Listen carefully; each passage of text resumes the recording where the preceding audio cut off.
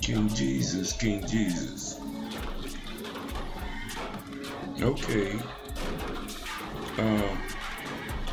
I'm doing this report on the war in the Ukraine. It's become a really hot war. I'm gonna follow this with a video about nuclear explosions that happened there yesterday. In a wide-ranging interview on CNN last Sunday, a week ago, President Obama, in a CNN interview, made it clear in no uncertain terms that the United States will not intervene in the civil war in the Ukraine. And Obama's exact words were, given the size of the Russian military, given the fact that the Ukraine is not a NATO country, and so as a consequence, there are limits, there are clear limits in terms of what we, the United States, would do militarily. Mr. Putin has not been stopped so far. Now here's a video of the president saying this exact same thing. Given the size of the Russian military, given the fact that Ukraine is not a NATO country, and so as a consequence, there are clear limits in terms of what we would do militarily. Mr. Putin has not been stopped so far.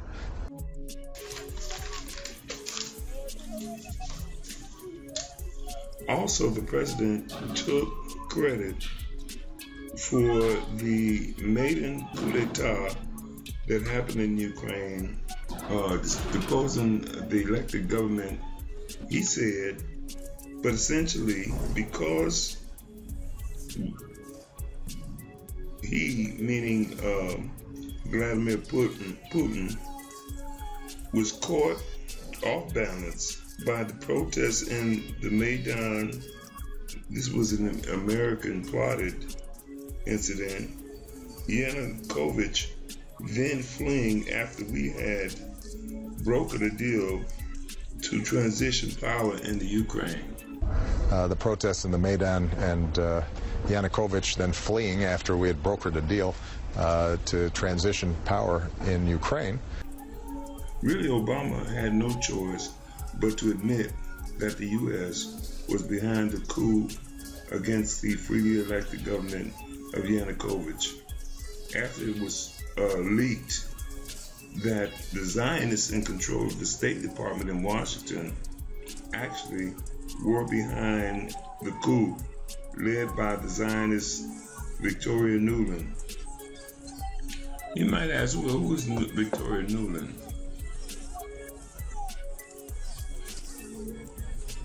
Victoria Nuland is a Zionist who was installed by the Bush administration in the State Department to carry out its war policies.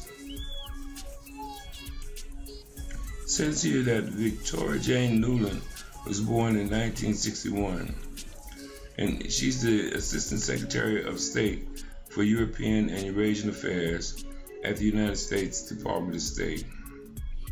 She was educated at Brown University, where she got a BA in 1983.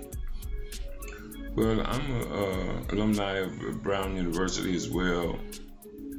Her career is that during the Bill Clinton administration, Nuland was Chief of Staff for the Deputy Secretary of State Shoaib Talbot, before moving on to serve as Deputy Director for former Soviet Union Affairs. She served as a Principal Deputy Foreign Policy Advisor to Vice President Dick Cheney, and then as U.S. Ambassador to NATO. Nuland became Special Envoy for Conventional Armed Forces in Europe, and then became State Department spokesperson in the summer of 2011. During February 2014 a recording of a phone call between Nuland and U.S. Ambassador to Ukraine, Jeffrey Pyatt, on January 28, 2014, was published on YouTube. A diplomatic source stated that an assistant to the Deputy Prime Minister of Russia, Dmitry Rogozin, was the source of the leak, which Rogozin denied. In the recording, Nuland makes an obscene reference to the European Union. After discussing Ukrainian opposition figures, Nuland states that she prefers the United Nations as mediator instead of the European Union, adding "fuck the EU," and Pyatt responds, "Oh, exactly." According to the Washington Post, Nuland was dismissive, referring to slow-moving European efforts to address political paralysis and a looming fiscal crisis in Ukraine. But it was the blunt nature of her remarks rather than U.S. diplomatic calculations that seemed exceptional. Nuland also stretched the political skills of Ukrainian opposition figures with unusual candor, and along with the U.S. Ambassador to Ukraine, Jeffrey Pyatt, debated strategy for their cause, laying bare a deep degree of U.S. involvement in the affairs that Washington officially says are Ukraine's to resolve. So here's the video from YouTube of the conversation that Victoria Nuland had with Jeffrey Pyatt.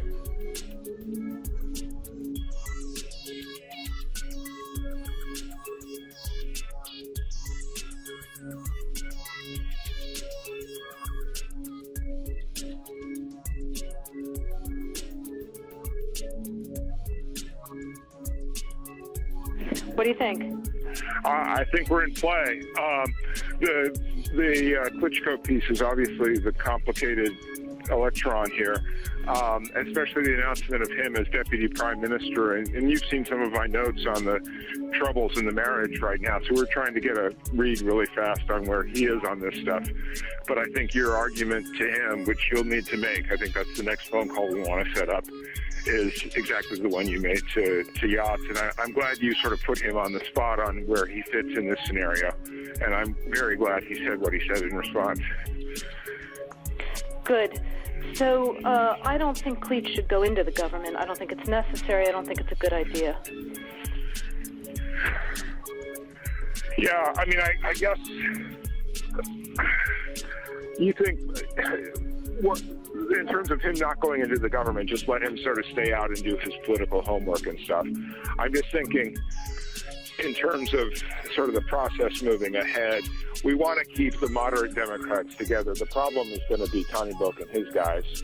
And, you know, I'm sure that's part of what Yanukovych is calculating on all of this.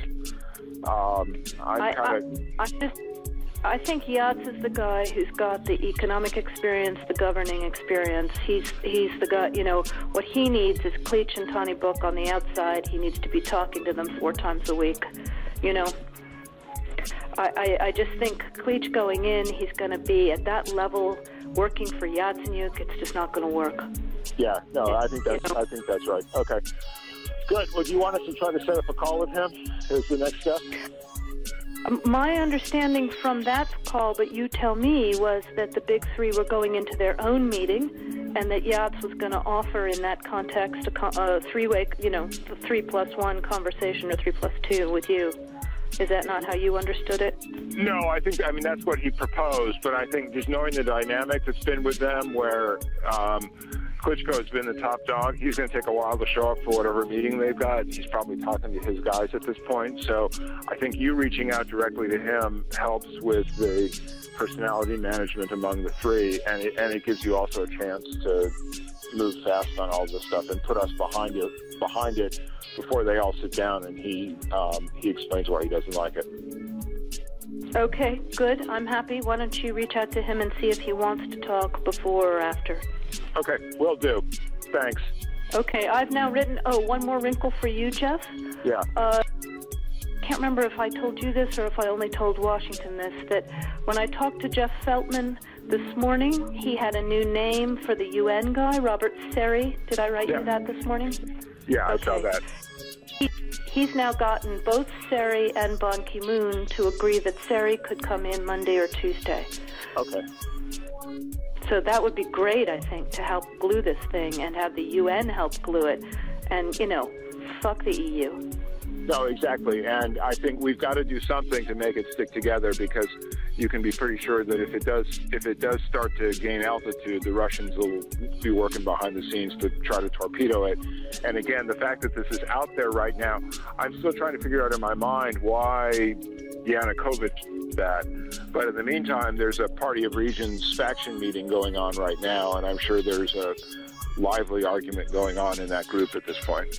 But anyway, we could land jelly side up on this one if we move fast. So let me work on Klitschko, and if you can just keep, I think we want to try to get somebody with an international personality to come out here and help to midwife this thing. And then the other issue is some kind of outreach to Yanukovych, but we can probably regroup on that tomorrow as we see how things start to fall into place. So on that piece, Jeff, when I wrote the note, Sullivan's come back to me, VFR, saying you need Biden, and I said probably tomorrow for an attaboy and to get the deets to stick. So okay. Biden's willing. Okay, great. All right. Thanks.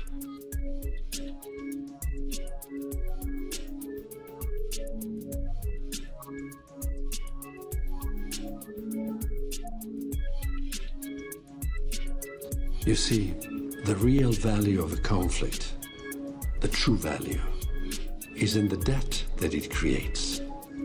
You control the debt. You control everything. In Obama's admission,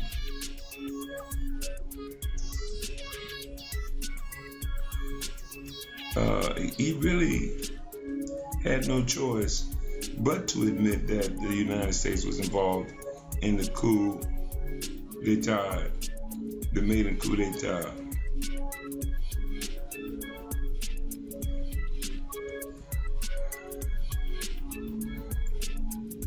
After Victoria Nuland was leaked in the press.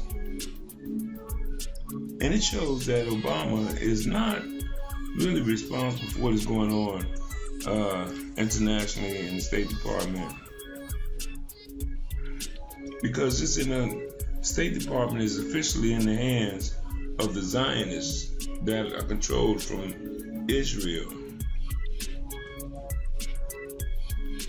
So you see, even during Obama's administration, he has problems with the people the Bush administration, Zionists, put in the State Department to carry out the war policies of the corporate military-industrial complex. And there's not much Obama can do above for him to prevent the United States from involvement in full-scale wars and possibly nuclear wars. So why would America try to elect another Bush into the White House? Right now, the Zionist Ukrainian government is losing the war to the rebels from eastern Ukraine. 1 million Ukrainian men have already fled their country to avoid being drafted by their Zionist leaders from Kiev and gone to Russia. This has never before happened, that 1 million men move to the side of their potential enemy from another country. Also, as this map clearly demonstrates, you can see that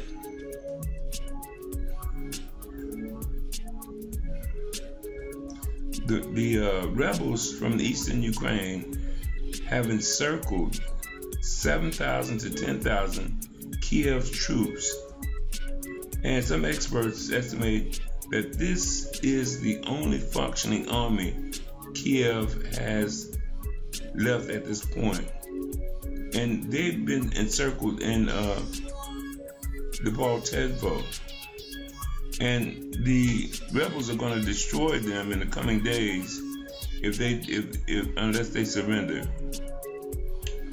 Russia Today is reporting that there has been an agreement for the evacuation of civilians from the area, and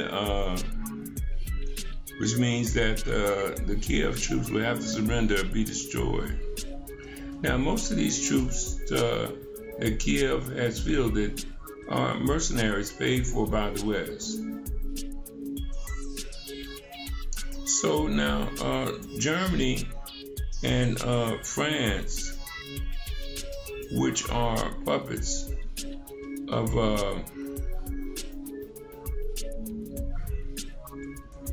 Israel, this Friday went to Russia to try and get a deal with Vladimir Putin for a ceasefire so that they could regroup. Apparently, Vladimir Putin laughed in their face and did not offer them anything at all. When before, Vladimir Putin has been trying to get them to sit down for peace talks.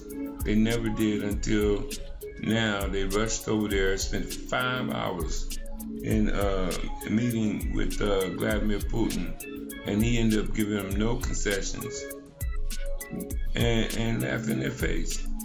And so they came back empty-handed. Hollande and Merkel, they got nothing. Says the Franco-German Peace Initiative was the last ditch to attempt to end the war in the Ukraine. French President Francois Hollande said. German Chancellor Angela Merkel believes the crisis cannot be solved militarily. But they went to the Russians, and the Russians laughed them out of town. So now that was the situation. And now it appears that Kiev, Poroshenko, has resorted to the use of nukes, which he probably got from Israel.